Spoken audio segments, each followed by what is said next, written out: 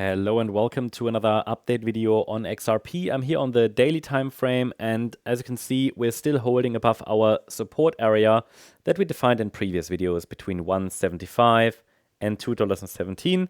The market seems frozen, we obviously had this flash crash on the 10th of October and then a swift recovery, but since then we have only really seen sideways price action. And so yeah, the market is struggling. The market is just moving sideways without clear sense of direction. Quite messy. But as you can see, overall this entire year we've just been moving sideways.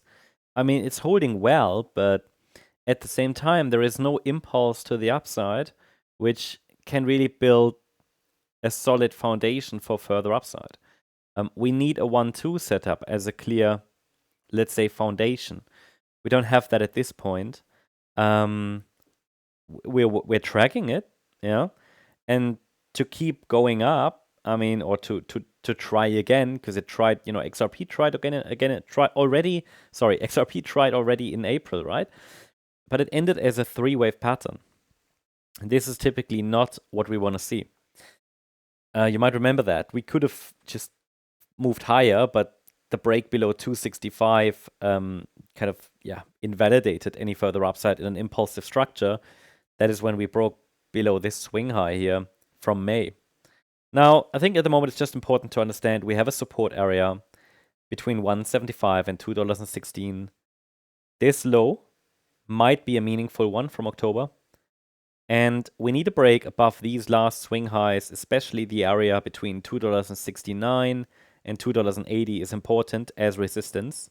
If we can break above it, that would open the door to $5 plus. First of all, $3.40, all-time high territory, and then $5 plus.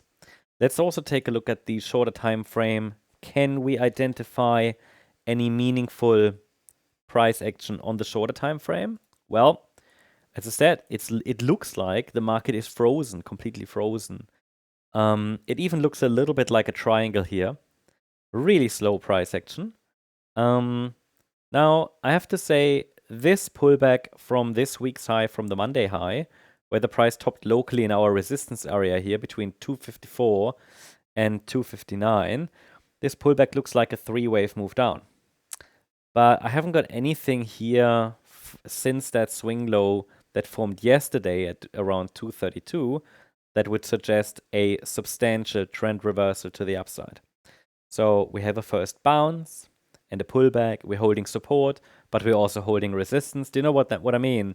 We're just grinding sideways.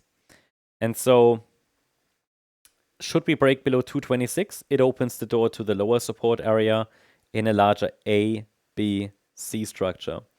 The risk for this is very high, especially as long as we stay below this trend line here. We would need to get a break above around about 253 to open the door, let's say like that, to open the door to a test of that yellow line around 269 and then 284. Really, there isn't much going on. We're waiting here for reaction. This is the zone I'm watching for reaction. But patience is needed, guys. Better times will come. I'll keep you updated. Hope you liked the update. If you did, please hit the like button, leave a comment, and subscribe. And if you really like the content, then please check out the channel membership. Thanks so much. Bye-bye.